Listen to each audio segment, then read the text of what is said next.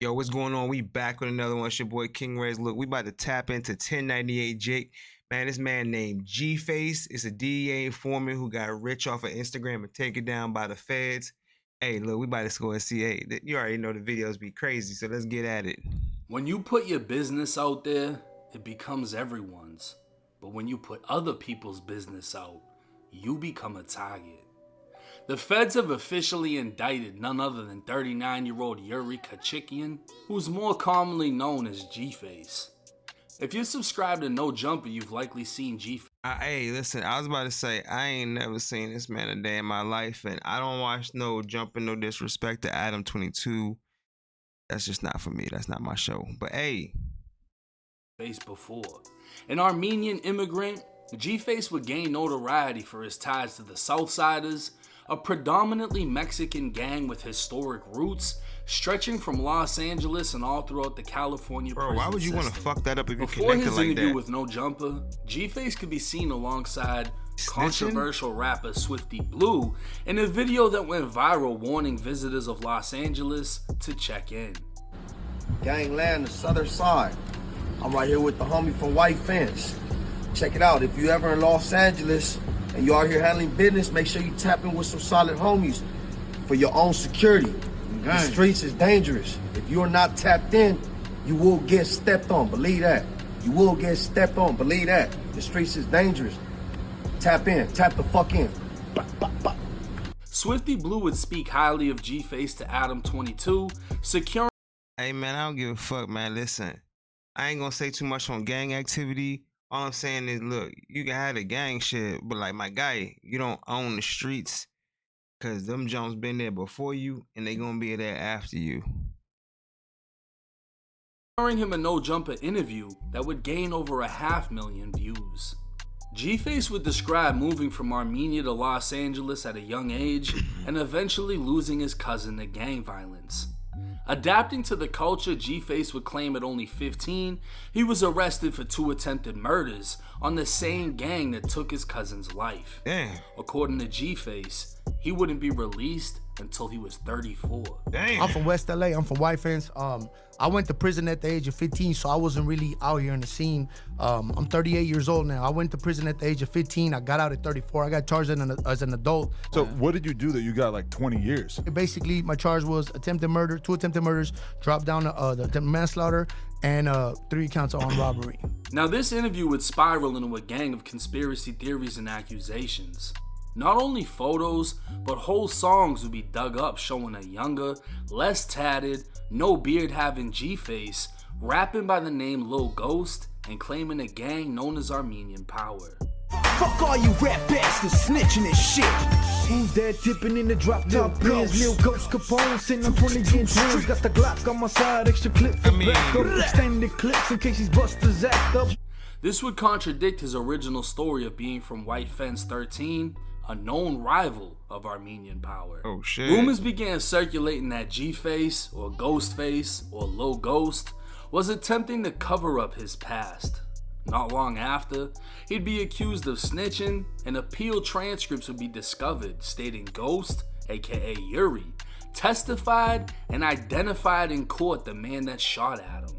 Oh, Whack shit. 100 would even confront G-Face to his face about the paperwork. So Yuri is a dude that... No, Yuri's me. You talking Yuri about is you. Yeah. Yuri admitted Harmonious. that at the preliminary hearing, he identified Abrahamian as the driver and the person who shot at him. And he had told the police that Skinny was the only person in the car.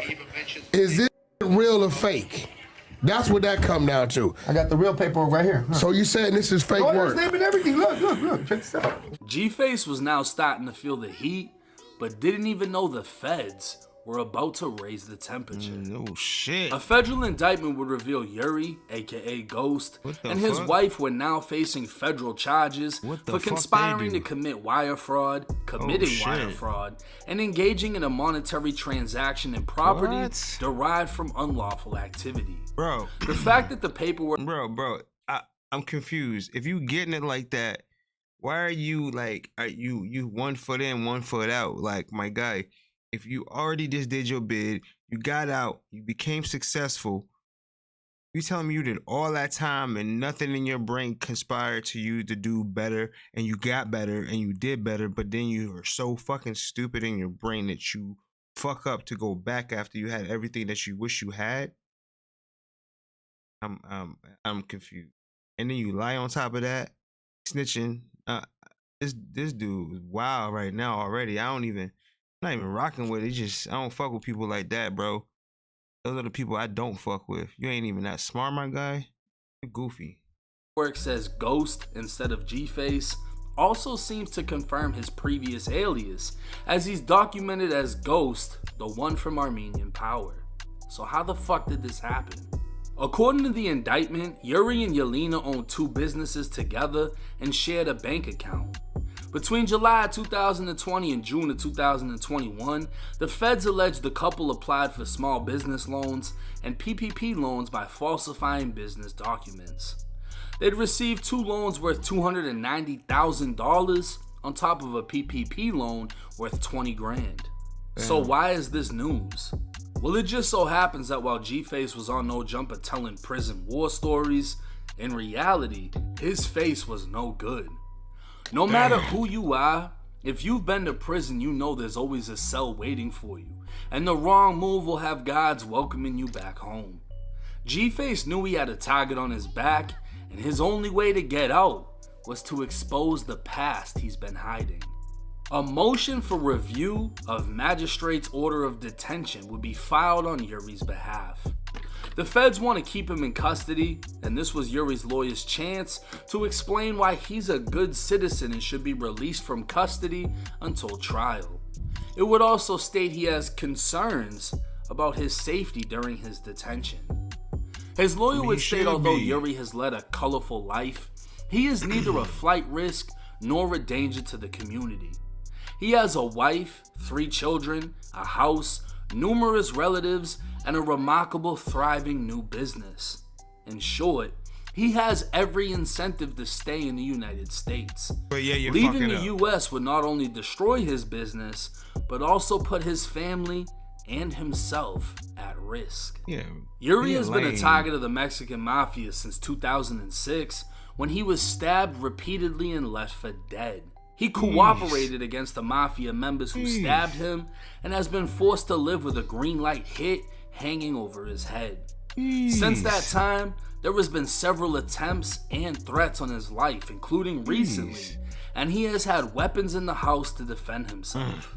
Come to find out, Yuri isn't even a US citizen and is a documented alien.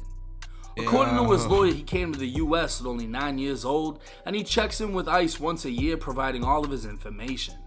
His entire family is now in the US. He's been married for 13 years and has 3 kids aged 16, 13, and 5. He's responsible for taking care of his mother and mother-in-law, as his father and father-in-law both passed away.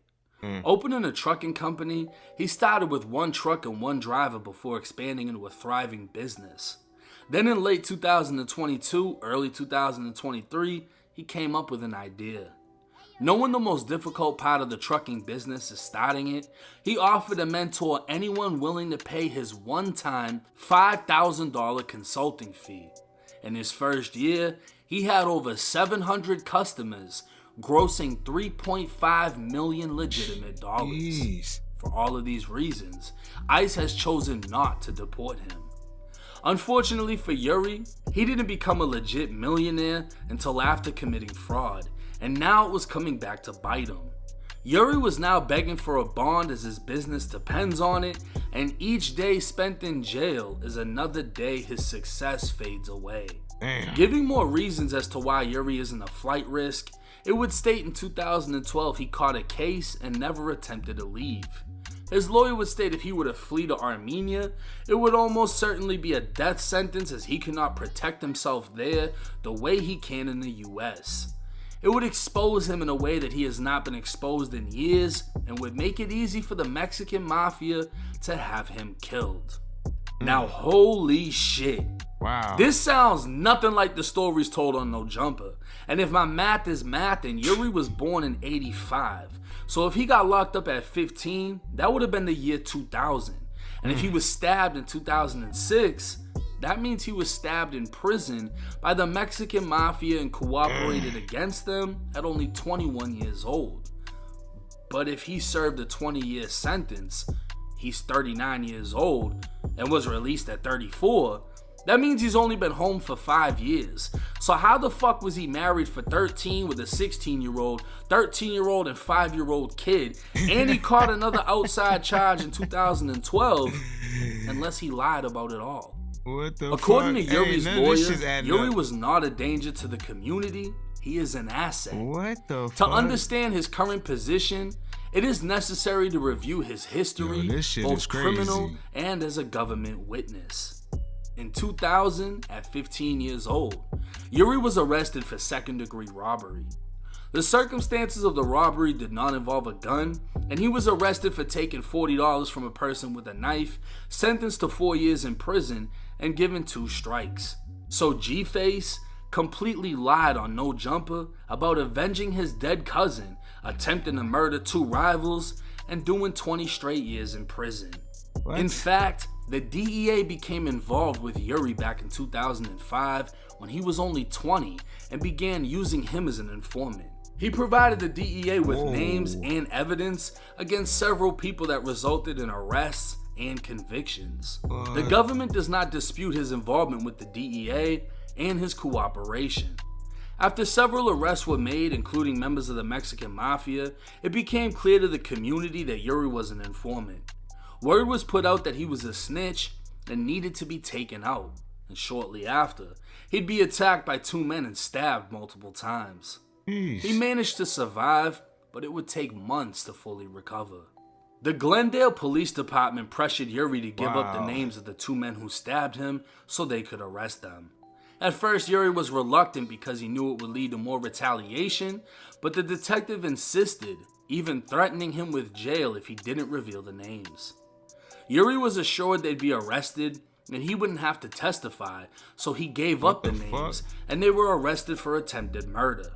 Neither man would take a plea, meaning Yuri now had to testify, and it only took a little convincing before Yuri agreed and testified against them. He knew doing so would increase the pressure on him as a target of the Mexican mafia, and he later learned he was number 1 on their hit list. The government back then realized he was in danger and arranged for him to move to Atlanta and start a new life.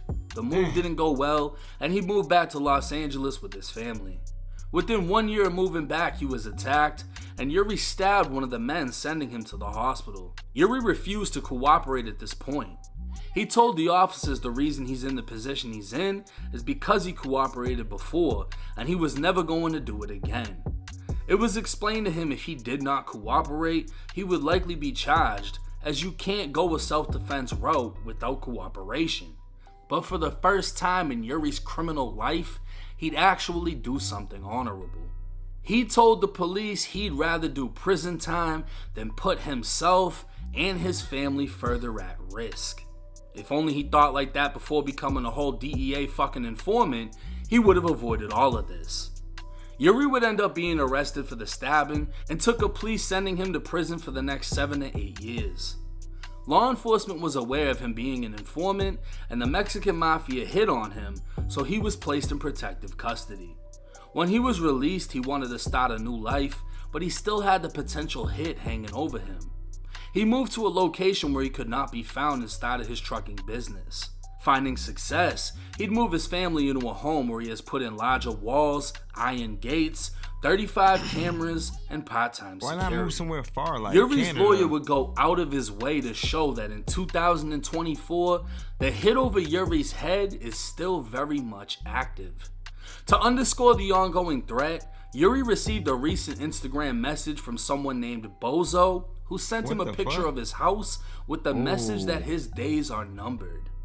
In one of the pictures, his wife, daughter, and dog are all visible. Yo, I was The wondering about Instagram that. message is saved on his phone that the police took during crazy. the search, and if they bring the phone to court, Yuri can show the threatening Instagram message. That's so crazy. apparently Yuri still isn't done snitching, and his online beef with Bozo is documented through social media. God damn. So when I did this whole YouTube shit, What I did was I was gonna show my fans, crazy. haters, whoever's watching, nothing but realness, 100% authenticity. Bro, I'm too rich for you to go to war with me, dog. Think about this. I could drop $40,000 right now for one of your little homies to off you, dog. You saying I'm a snitch. Why are you not doing something about it? Yuri's entire criminal history would be summed up with the robbery What for the $40, stabbing someone attacking him for snitching, and a fight in 2020 with one of his childhood friends. Now you're doing too much. Yuri would plead guilty to felony assault with a deadly weapon and do 3 months in jail. At no point was he charged with attempted murder. At all times, he was in protective custody. And currently, G-Face is being held inside the San Bernardino County Jail in protective custody because of threats on his life for being a DEA informant. When the feds raided G-Face's home, they'd find an unregistered handgun in a bush, multiple guns in a safe, and $20,000 in cash. His lawyer would state the guns were for self-defense, and the guns in the safe were registered to his wife, who applied for the Los Angeles Police Department. His lawyer would also highlight how even though G-Face is in protective custody, that is no guarantee that he can be protected. Michael Torres, a Mexican mafia member, was recently stabbed to death in the LA County Jail while in administrative segregation and thought to be untouchable. Yuri understands he's likely facing prison time for his federal charges and is begging the courts to release him to not only save his business, but so he can relocate his family to protect them. With all that being said, federal prosecutors don't give a fuck and don't want him released. If anyone was unsure about G-Face snitching, his own lawyer would confirm he's the textbook definition of a fucking rat. And you think with all that money G-Face made, his lawyers would have attempted to seal these documents from getting released.